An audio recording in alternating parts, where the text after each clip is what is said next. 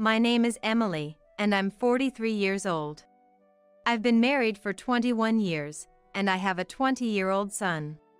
My husband's name is Robert, and he's 55. I work from home these days. I've loved this family for 20 years. Or at least, I thought I was happy. I want to share the story of how I almost lost it all. I grew up in a foster home since I was 1. By the time I was aware of my surroundings, Elisa, the director of the children's home, was like a mother to me. 2 years older than me, were like siblings. Ryan and Olivia, twins. They also came to the foster home around the same time I did.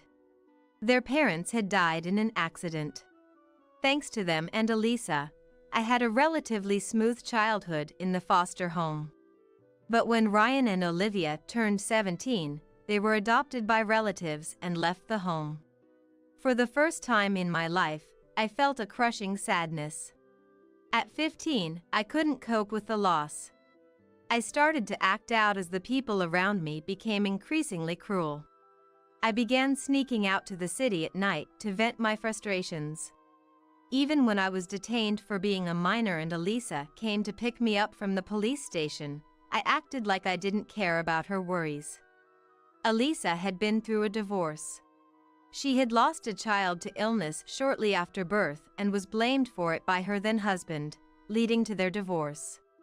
After that, she started working at the foster home and became its director.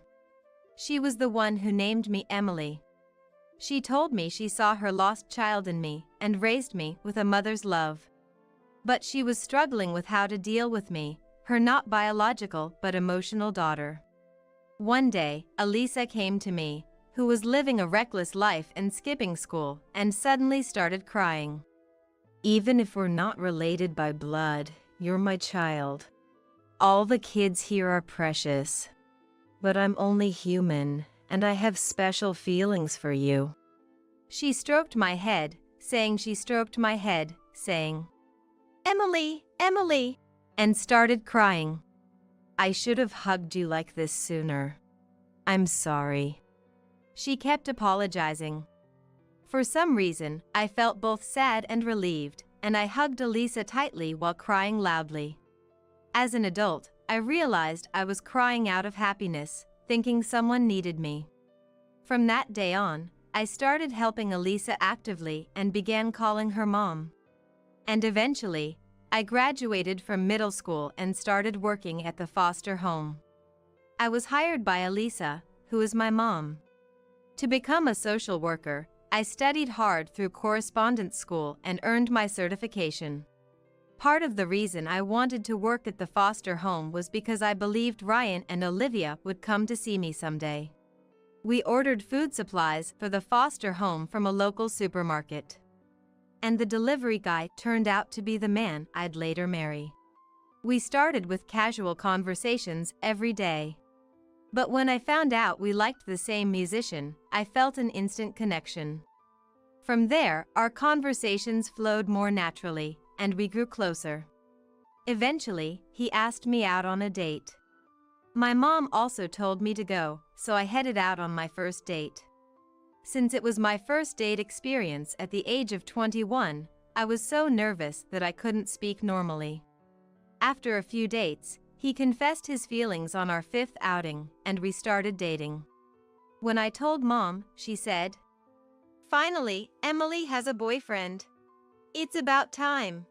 I feel a bit lonely, though," and blessed our relationship with a smile. Our relationship progressed smoothly. One of our best memories was going to a concert of our favorite artist after preparing dinner at the foster home. On the way back from the concert, he proposed to me. I was overjoyed and immediately told Mom, who tearfully and joyfully gave her consent. Her words about having a family stuck with me. And I vowed to love my family forever. At that time, I was 23. And he was 35. His parents were thrilled about our marriage. Even when I told them I was raised in a foster home and didn't know my biological parents, they said it wasn't a problem. He's an only child, but his parents just wanted us to have a happy family. I decided to cherish my future in-laws as well because they were part of my new family. This is because I realized that they are part of my family, including my in-laws. Soon after, we got married. I quit my job and left the foster home, as my husband suggested. I was a bit worried about leaving Mom to run the foster home alone, but she assured me it would be fine as she was hiring cooking staff. Soon after, I became pregnant. The thought of our precious child growing inside me filled me with immense happiness. But contrary to my joy, my once kind husband began to change. He showed no concern for my morning sickness and even called me dirty. He started eating out instead of having meals at home. When my in-laws found out about my struggles with morning sickness, they brought over some home-cooked meals. My husband wasn't home, so they asked me why. I thought it was normal for husbands to eat out during their wives' morning sickness, so I told them without any ill intentions. Upon hearing this, my in-laws stayed until my husband returned and scolded him for his behavior. He made some excuses but eventually apologized to me. Importance of family remained a constant theme. I got yelled at by my in-laws because I spoke about why my husband wasn't around. When I said, "I'm sorry. I thought this was normal life, so I didn't mean any harm," I was shouted at with, "No excuses!" I got scared of my husband's anger and instinctively protected my belly. The next day, my husband was back to his sweet self. He sincerely apologized and said, "Once your morning sickness is over, we'll eat at home. Until then, let's eat out." From then on, I started keeping a diary. I wrote about my baby's condition and my family every day. Conversations with my husband, who often came home late, became scarce. The morning sickness was bad, and I felt lonely and anxious. But even then, I thought it was easier than when I was separated from Ryan and Olivia. Yes, that separation was the hardest thing in my life, so nothing could be worse. Even after the morning sickness ended, my husband didn't come home early. And when he did, I could smell sweet perfume. When I asked, "You smell nice, did you meet someone?" he seemed surprised for a moment. Then angrily said, "Who I meet is none of your business." I didn't want to argue, so I didn't ask further. Even though I'm not savvy about social norms, I suspected he was cheating. I had no one to talk to, so I wrote in my diary as usual, but his betrayal was shocking. I kept quiet because I didn't want to upset him further. Our child was born safely, and it was a boy. My husband was thrilled.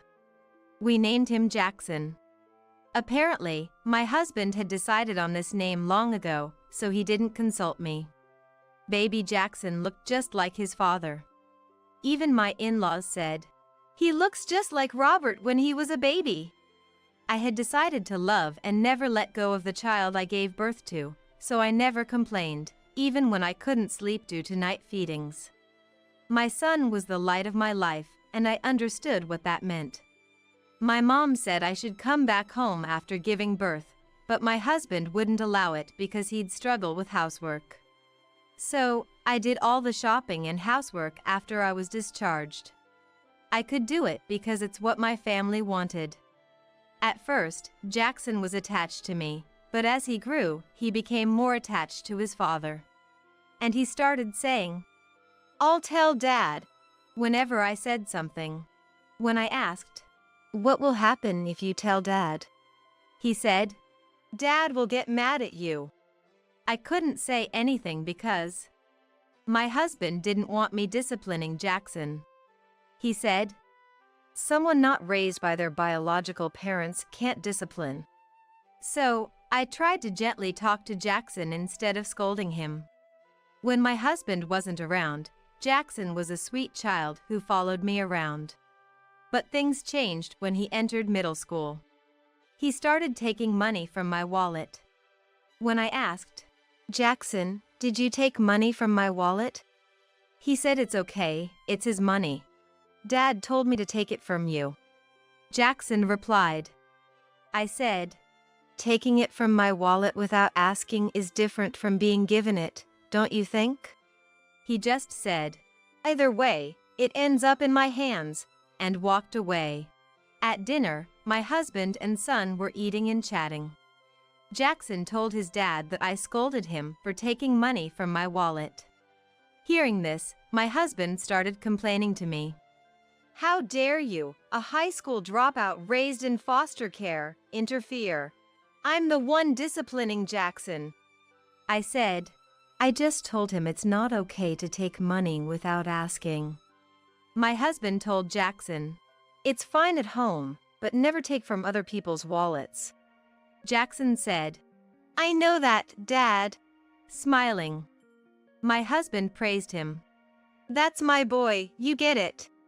From then on, both lectured me, saying, don't interfere with what we're doing. You're just a foster kid with limited education. I wondered, is it okay for family to just take money like that? But I kept quiet, not wanting to upset them. One day, I went to visit the foster home with my mom. She was delighted to see me. We had a good chat as the kids were at school or daycare. Mom said, let's go buy mobile phones today, one for you too. I didn't know what a mobile phone was, as I never watched TV. But when Mom explained, even I, who lacked material desires, wanted one. The idea of connecting to the world was appealing. I felt awkward about her buying it, but we went to the store. We got free models with a plan. Mom offered to pay, but I thought I should find a way to pay her back. I asked my husband if I could get a part-time job, but he said, it's embarrassing for someone like you to work. So, I thought about how to make money at home. I kept the phone off and hidden when the family was around. When they were out, I turned it on and researched ways to earn money from home. I learned about blogging for income and chose that path. I thought it was perfect. I could use my free time, and my husband wouldn't find out.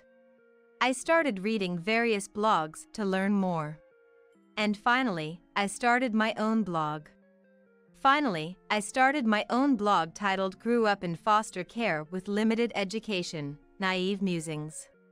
I wrote about my life experiences. Gradually, my followers increased, and I started receiving comments. In 5 years, I had 20,000 followers and started earning money. My days became fulfilling. But as my blog shifted to my married life, the comments increased, saying my husband's thinking was wrong. I felt sad that my writing seemed like complaints about my husband. I apologized on my blog, saying he's a reasonable person and it was my poor writing that caused the misunderstanding. The comments on my blog increased even more after that post. Comments like "You're brainwashed" and "Emily, you're not wrong" started appearing. I was confused and began to consider quitting the blog to avoid disparaging my husband. Just then, I received a private message on my blog that nearly stopped my heart. It was from someone named Ryan. The message read, "Emily, it's Ryan. Do you remember me? Olivia is doing well too," and included a contact number. I called the number, and when I confirmed it was indeed Ryan, I broke down in tears of joy. Ryan and Olivia had been living overseas after being adopted by a cousin. They hadn't contacted me because they didn't want to bring up painful memories. Recently, Olivia discovered my blog, and while reading it, Emily, the blog owner, told Ryan that it might be Emily. Recently, Olivia found my blog and suspected it was me. Ryan read it too, saw their names, and reached out. He apologized for not contacting me sooner and thanked me for the love I'd shown them in my blog. I truly felt that starting a blog was a good thing. I met Ryan and Olivia at the foster home where my mom works. I thanked my mom for the phone that led to my blog income and told her Ryan and Olivia were coming. She was thrilled. Now that I had an income, I switched the phone bill to my account. I set up my mom's phone so she could easily read my blog and headed home. I got home a bit late. And Jackson, now 20 and commuting to college, was already there. As soon as I walked in, he demanded, "Give me $200. I didn't have it on me, so I refused, and he started yelling and throwing a fit. Scared, I headed for the kitchen. On the way, I saw my wallet tossed on the floor, emptied of cash. I remembered the blog comment, "Emily, you're not wrong," and began to think that maybe it's not okay for a child to take a parent's money. My husband came home and was shocked at the state of the house. I told him honestly that Jackson had thrown a fit because I didn't give him money. He yelled, "It's not your money, it's mine. If Jackson needs it, just give it to him. You have no right to it, you parasite." I finally asked the question that had been on my mind. "Why did you marry me?" He said, "Everyone else was getting married, and I thought you'd be submissive." "Just that?" I asked. "What else could there be? You think you're attractive? If you have a problem, leave. Go back to the director of the children's home who isn't even your birth mother. I don't need this boring home life," he said and stormed out, telling me to clean up. I couldn't sleep a wink last night. Neither my husband nor Jackson came home. I grabbed my phone from the dresser and turned it on. Emails from Mom, Ryan, and Olivia were waiting for me.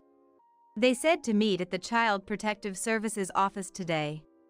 Multiple emails with the same message made it clear this was urgent. I clenched my phone and rushed to the Child Protective Services office.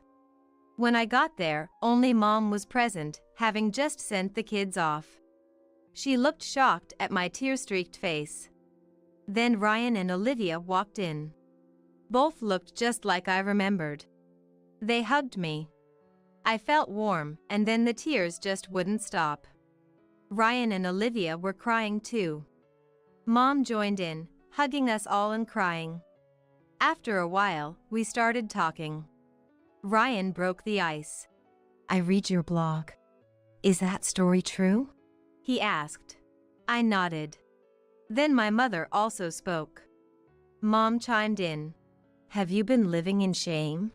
I raised you to be a daughter I could be proud of anywhere. What about your parenting? What qualifications did you study so hard for?" She seemed angry but was crying. Ryan said, "If that blog is true, the problem is with Emily's husband. Marriage is a partnership. Why can't Emily speak her mind?" His fist was shaking. Olivia added, "Didn't you read the comments? Why don't you listen to them? What's written there is common sense." They all gently scolded me. Maybe I was wrong. But for 20 years, I truly loved my husband and Jackson, and it was hard to change how I felt. Mom sensed this and asked, "Emily, do you know how much we love you?" "I do. You always put me before yourselves." I thought I was doing the same for my husband and Jackson. I said I believed that true love meant sacrificing myself. But Mom shook her head. "That's not it. I'm very happy. I get happiness from you. But are you really, truly happy now? I don't think you're happy if only your husband and child are." I thought in silence. I knew Mom, Ryan, and Olivia loved me. They never pushed me away. They always listened and accepted what I said. And they were genuinely concerned for my happiness now. What about my husband and Jackson? Had I ever felt love from them? The more I thought, the more I realized I hadn't. But then I remembered Jackson's smile when he was little, and it broke my heart. Jackson was adorable. He used to look at me with a smile. That Jackson is gone now. I told them about what happened yesterday. Mom said, "You can't sever the ties with your child. Even if you divorce, Your only child is Jackson." I also told them what my husband had said when I asked him why he married me. Mom took my hand and said, "Your husband told you to leave, right? Then, Emily, come home. It's what he wants, isn't it? You can do that." I think she was leveraging my misguided belief that what my family says is for the best, a belief almost akin to brainwashing. So, I thought it would be better for the family if I got divorced. Even facing the prospect of leaving my family, I realized it didn't hurt as much as when I had to part with Ryan and Olivia. I went home and said to my husband and Jackson, "Let's get divorced. I'll be the one to leave." Just as I suspected, my husband and Jackson were thrilled. "Good riddance to the parasite. Awesome. Lucky us." Seeing their joy, I was convinced that I was neither needed nor loved by them. I thought this was for the best, got their signatures on the divorce papers, and left the house with my few belongings. On the way to the Child Protective Services office, I strangely didn't feel sad. It felt like everyone got what they wanted. I returned to what I could call my original home, the Child Protective Services office. I had a small income from my blog, and I started helping Mom while thinking about the future. Especially since the facility was facing financial difficulties. One day, Ryan and Olivia came to the facility. They brought me a book publishing offer. They had become executives in a publishing company. The people who adopted them were relatives of Ryan and Olivia's father, who had refused to take them in. These relatives had vowed to adopt Ryan and Olivia once they were financially stable, and they did. They turned around a failing publishing company and grew it significantly. Ryan and Olivia had shown my blog to the company's CEO, who found it interesting and wanted to publish it. I was hesitant because I didn't have much education and wasn't confident in my writing. But they assured me an editor would help, so I agreed. From there, Ryan, Olivia, the editor, and I had several meetings and published the book. My book, Grew Up in Foster Care with Limited Education, Naive Musings, caught the media's attention thanks to the publishing company and my followers, and it became a bestseller. I started getting interview requests from the media. I was hesitant due to my shyness, but Ryan and the others encouraged me, so I agreed. Appearing on TV made my ex-husband and Jackson aware of my book. My ex-husband called the Child Protective Services office where I was. When I answered, he said, "How are you? I heard your book is selling well. If I'd known you could make money like this, I wouldn't have divorced you." I stayed silent. "How about we live together again? We could even remarry," he added. Still, I said nothing. Assuming I was in a bad mood, he handed the phone to Jackson. "Mom, I miss you. I want to live with you again. I want to eat your cooking." They both seemed to have changed their tune. I asked Jackson, "Did you read my book?" He said he hadn't, so I asked him to ask his father if he had read it. Turns out, neither had. I said, "Read the book. Once you do, you won't be able to make calls like this," and hung up. A few days later, it seemed they started getting cold stares from neighbors, coworkers, and classmates even without reading the book. In a panic, they bought and read the book, realizing it candidly depicted what they had done to me. Since then, I've heard nothing from my ex-husband or Jackson. My ex-husband reportedly won't forgive me for making him feel small. Jackson, who was dumped by his girlfriend and felt down, was talked sense into by a friend. He said, "I'll show Mom that I've changed and earned her forgiveness," and decided to quit college to become a licensed clinical psychologist. He says he wants to provide mental care for children at this Child Protective Services facility if I ever forgive him. I believe people don't change easily, but part of me is waiting for that day since he's my child. I've come to think that blood ties don't matter. If you're connected by the heart, You can become a family, even if you're not related. Oh, you're the famous photographer. Are you here for a shoot today? The woman in front of me stared at me excitedly. She, whom I met at the beach during clamming season, seemed to know I was a photographer. Despite being busy playing in the sand with her family of 3, she listened to my story with great interest. It's deeply moving to recall my early days as a photographer, when I struggled to gain credibility and couldn't get any assignments. When I told her I was here for a shoot, she eagerly volunteered to be my subject. But could you please make sure not to show my child's face? She said this, pointing to a cute little girl. The girl, about 2 or 3 years old, looked at us with wide, round eyes. Of course. What about you? As I asked, the father looked pale and darted his eyes around, repeating vague responses. It's understandable, I guess. After all, the father building a sandcastle with the girl is my husband. My name is Sophia. A 30-year-old freelance photographer. Most of my work involves school events and weddings in the area. I capture moments brimming with smiles and friendship, sharing them through my photos. It's not just about taking pictures, but about capturing people's memories and emotions, sharing happiness. Capturing these joyful moments of people is my job and my passion. But my life's shutter stopped in an instant due to an unforeseen event. My husband, Oliver, was a busy businessman. Involved in developing leisure facilities and tourist spots, he traveled all over the country. Though we rarely had time together, the moments we shared were special. Even the briefest times with him, his smiles were what kept me going. I never intended to quit my photography. We promised to support each other, build our careers, and got married. I took the opportunity to work style from traveling around the countries to work from home. Starting with posting landscape and permitted portraits on social media. As virtual galleries and online exhibitions expanded my reach, not just among publishers and peers but also among a general audience, my followers rapidly increased. On social media, where I could do live streams, I began to earn from talking shows and explanations about my photographs. It was fulfilling and enjoyable that I told the backgrounds or discussed techniques sharing my photos. Steadily growing my followers, I balanced outdoor shoots with social media promotions.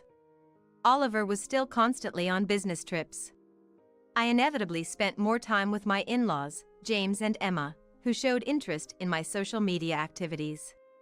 Teaching them how to use smartphones and social media, we grew closer, and they often tuned into my photos and live streams. Both are wonderful people who ensure my fulfilling days. The company kept me from feeling lonely while my husband was away. However, there was a significant void in our lives. We couldn't have children. Despite numerous tests, it just wasn't happening. As we both wanted kids, we were upset because we just couldn't seem to have a baby for years. And it started affecting us. Oliver, who once supportive, grew tired of the financial strain and frequent hospital visits, and became increasingly discouraged about infertility treatment. At that time, his project enters the climax, so he stays away from home for days, traveling around the countries. It was clear that his focus shifted from our childlessness to his challenging work. His concern for my inability to conceive diminished, replaced by work talks. I felt lonely but tried to understand his busyness. Yet, no matter how understanding, we weren't emotionally close. Yesterday, I had a meeting with a client, and it looks like a new project is starting. I'll probably be away for a while starting next week. He said this, taking shirts and other laundry from his large suitcase. I had just gotten back home, but still, I hurried to start the washing machine for them. Oliver, when he runs out of clean clothes, rather than doing laundry or sending them for cleaning, he just buys new shirts.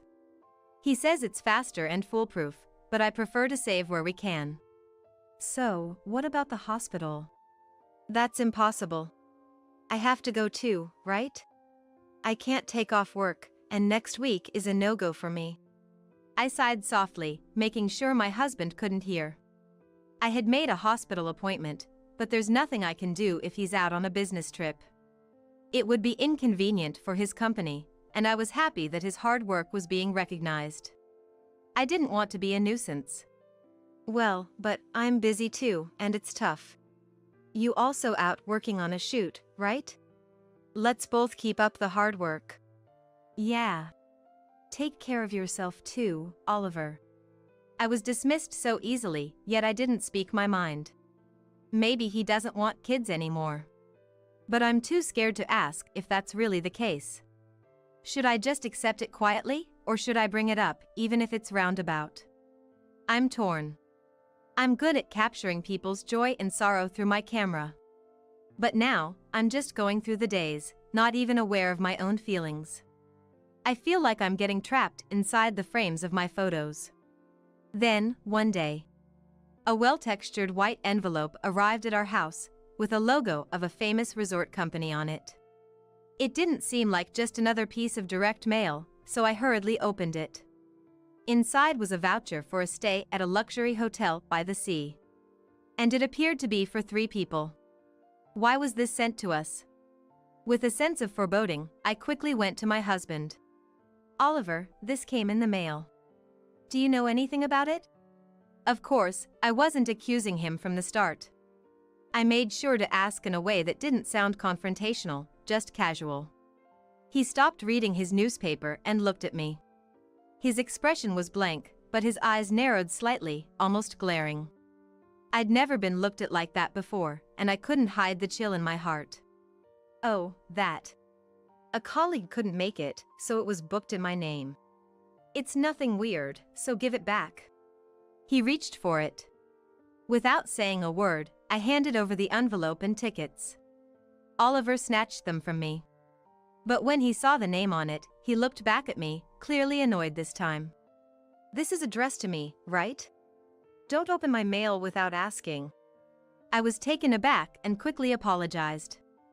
But with my husband in sales, various DMs arrive. I've been disposing of the ones that come home without much thought, so I was surprised at his reaction. I'm sorry. I didn't know if it was direct mail, just wanted to check. I'm here today, you could have just asked me. He took the envelope to his room, and I couldn't ask any more about the tickets. I wasn't fully convinced why he had to book tickets for his colleague, but I had no choice but to accept his explanation. But then, not even half a month later, something else happened. It was May, approaching our wedding anniversary. We were supposed to gather at the in-laws' house, but he suddenly announced a long business trip. At first, I was speechless and confused. A business trip? On our wedding anniversary? In my job, I often get requests for family portraits or landscape photography. But I had plans, so I had taken the day off. Normally, a regular company, including Oliver's, would be off on Memorial Day. At least, his company should be closed as usual. He shrugged his shoulders lightly and forced a smile. It was a sudden decision, had to be done. I can't help but work through the holiday, so please go to the gathering for me. I know he's proud of his job and has been serious about his career since before we got married. But gradually, I find myself less convinced by his reasons for work and business trips in those casual moments. In the end, he just pulls along his favorite suitcase and leaves for work. Although they were angry at his attitude, because his call was so late that it was close to our wedding anniversary, they tried to make me comfortable. Sorry for making you free up your schedule in vain. I'll give Oliver a strict talking to next time I see him. Emma said that, but all I could do was give a wry smile. Originally, we were supposed to stay a few days after getting together. Oliver was the only child for them. I was told it would be sad if I left early, so I decided to stay a few days after our wedding anniversary as planned. I brought my camera and took pictures of them doing housework and everyday life, and scenes I usually don't focus on. I spent time thinking about shooting plans, but part of me felt the void of Oliver's absence. For work and a change of pace, I decided to visit the coast one station away. Around Memorial Day, the beach is busy with people clam digging and families enjoying their time. Some opened colorful beach umbrellas, enjoying walks and sunbathing. I walked along the beach with my camera around my neck. Suddenly, I stopped, noticing a family building a sandcastle. I paused at a familiar voice. I was glad I wasn't holding the camera in my hand. I thought that right in front of that scene, I wouldn't have been able to keep from dropping something. There was Oliver, with a young woman and a toddler, surrounding a sandcastle. They looked like a happy family, gathering white sand and shells. I couldn't believe my eyes. But then, the hotel tickets that arrived home, his frequent long business trips, his indifference, all came back to me. It would have been an ideal family scene for a photo shoot if it were a work assignment. But I couldn't believe my own husband was in it. The toddler, maybe 2 or 3 years old, seemed to match the time when I felt Oliver drifting away. He already had another family. Whether his real child or not, my intuition as a wife told me there was a blood connection. I felt like a glass frame in my heart was shattering. The photo inside that frame was supposed to be full of our happy smiles. I decided to speak up. Not to Oliver, but to the woman playing with the toddler. The woman, wearing a large straw hat, looked surprised as I suddenly spoke to her. I managed a smile and apologized for the abruptness. Then I pulled out my business card, explaining I'm a freelance photographer. My card only had my professional name, but also included my social media contact details. The woman looked interestedly at the card, then started searching for me on her mobile phone. Meanwhile, Oliver, fully aware of me, stared frozen at a point on the sand. Would you mind if I take a photo of your family? I sometimes do live streams showing photography tips. What? Sophia, I know you. I follow you. You post tips for mobile photography, right? She was excited, unaware of my situation, happy to be approached by a minor celebrity on social media. I was surprised she was a follower, but her enthusiasm seemed to extend to agreeing to a live stream as well. When I boldly invited her, she was all in before I could finish. Of course! Exclaimed, overjoyed. I felt guilty for deceiving, but my goal was to somehow document the other family Oliver had. Can you teach me some photography tricks for mothers? Oliver, you're okay with that, right? Oliver, caught off guard, was in a panic. I could tell he was desperately trying to avoid looking at me and thinking of an excuse. Maybe we shouldn't, show faces. I do model for brochures, Oh, could you make sure not to include the child? Later I learned that the other woman, Amelia, was a model he met through his company's PR work. Of course, I agreed, carefully adjusting the mobile phone camera to keep the child out of the frame. I set up for immediate streaming and started a live broadcast under the guise of teaching Mother Amelia. With the child out of the picture, Oliver, who was attending to her, became the center of the screen. His strange smile was interpreted positively by viewers, quickly spreading as him being cute but nervous. After the live stream, I thanked them and left. But it wasn't long before Oliver chased after me and stopped me.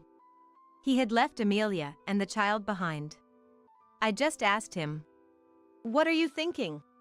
But he just stood there, sullenly silent. Probably, being with Amelia was awkward, so he ran to me. What did he intend by stopping me? Finally, he spoke. "Sophia, please understand." How can I understand without a proper explanation? Well, I can guess after seeing. But I had no choice. I had a child with her before we had one. It's fine. Amelia's family is wealthy, and she said she doesn't need to marry me. Oliver finally confessed the truth, defiantly. I couldn't believe a young woman who got pregnant would say something so convenient. Probably, she knew he was married. I wanted a child. But you couldn't have one. She is nice and honest, and the child is adorable, looks just like her. But that doesn't mean I've come to dislike you or hate living with you. His words were incoherent, leaving me at a loss. He seemed to argue for maintaining the status quo. I won't trouble you. This situation is perfect for me. Isn't this good enough? As if that's an excuse. I should have argued back. But I was so overwhelmed with pain, I lost my voice. My husband, seeing me silent, sighed as if he had convinced me, and was about to leave. But then, unexpectedly, two people arrived. It was James and Emma. Oliver! Who is that woman and child? James, red-faced, shouted. Oliver was shocked by the sudden appearance of his parents. What? Why? I saw it on the live stream notification. Who is this long business trip with? Skipping home visits, with an unknown woman, and even a child. Before James could stop her, Emma stepped between Oliver and me, protecting me, sharply addressing Oliver. I was also shocked. They had seen the live stream on social media and realized something terrible was happening. Shocked by the sight of Oliver appearing as a couple with an unknown woman, they rushed over. Confronted by his parents, he ended up confessing everything about his relationship with Amelia and their child. Such a disgrace to the family. He was struck by a strong slap from Emma, who was rendered speechless. James glared at him with an expression so terrifying that I thought he would have punched him if not for the slap. They left Oliver behind and took me to their car. Following their apologies and strong recommendation, I decided to divorce. After exposing Oliver and his affair with Amelia and securing compensation from them, things settled down for a while. However, as the divorce proceedings and investigations went on, various truths came to light. Firstly, Amelia truly knew Oliver was married. Given her willingness to have a child without marriage, it seemed she had prepared herself to some extent for a relationship with a married man. She had tried to keep the issue under wraps not just for money, but probably to keep Oliver around as long as possible. Upon realizing this, she became outraged and blocked all my social media accounts. Not only that, she started posting recklessly on various platforms, inadvertently revealing herself as the other woman, which only garnered sympathy for me. Her relationship with a married man caused trouble in her family home. Being driven out and nearly losing her home, she brazenly tried to live in my former in-laws' house. Naturally, they firmly refused to let her set foot on their property. Next, Oliver's secrets began to unravel. During the compensation claim investigation, numerous women and men connected to him came forward. It turned out he had repeated affairs during his business trips, with several partners over multiple occasions. Some of these affairs involved women who were engaged or married. I decided to send the data from the infamous live stream. A little investigation would reveal that I, the legitimate wife, was the streamer, and the people on camera were Oliver's mistress and their child. As a result, women who were deceived into thinking he was single and husbands whose wives were taken from them became angry and sued Oliver. He faced lawsuits from many people, including me, with no choice but to accept them all. As the truth about my husband continued to emerge, Amelia fled with her child. Probably fed up, she chose to escape from her relationship with him. The turmoil she caused on social media calmed down, and her accounts disappeared, so I decided to let her be. However, considering her nature of boasting about affairs on social media, it was unlikely she would just disappear. Sure enough, Amelia started posting under a completely different account. But her posts, portraying herself as a tragic heroine, were quickly identified and sparked outrage. Subsequently, she would delete her account when things got bad and create new ones, like a phoenix rising from the ashes. Abandoned even by Amelia, Oliver apparently turned to his parents in the end, but their learning about his multiple affairs infuriated them further. Without any apology and only asking for help because he was in trouble, the parents-in-law decided to sever ties with their son. After the infidelity scandal, Oliver was burdened with a significant amount of compensation. As legal proceedings progressed, inquiries from mistresses and their husbands poured into his company, complicating the situation further. Worse still, this wasn't the worst outcome. His face being exposed on social media and the revelation of a child from an affair was an unprecedented scandal, especially since it happened during a business trip. The information spread quickly, and comments of shock and anger flooded related facilities and reviews associated with his company. The drop in trust due to the scandal spread both internally and externally, prompting the management to feel a sense of crisis and rush to devise strategies. However, not being familiar with crisis management, they were forced to hastily consult experts and develop communication strategies. Meanwhile, they instructed employees to provide accurate information, desperately trying to quell the confusion. The scandal led to numerous inquiries and criticisms from both inside and outside the company, rapidly tarnishing Oliver's reputation. He became an outcast at work, completely isolated within the company. In an uncomfortable atmosphere, the company soon wished for his resignation, and Oliver had to look for a new job. He was competent and had good sales performance. Preferred by older generations who don't use social media, he quickly found a new job. But human nature doesn't change. In less than 6 months, he was rumored to have made advances on the manager's wife and tried to expense motel charges from a business trip.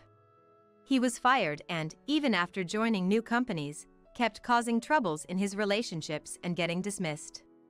After repeating this cycle, he is now hopping from one industry to another, being driven out from everywhere. Meanwhile, I maintained a relationship with my parents-in-law even after the divorce. Thanks to their care, I have been living peaceful days. It's because of their support that I was able to start anew after my relationship with Oliver ended. For a while after the divorce, I found it painful to take photos of children. Even though they got hurt betrayed by their son, they made an effort to show their good relationship and supported me.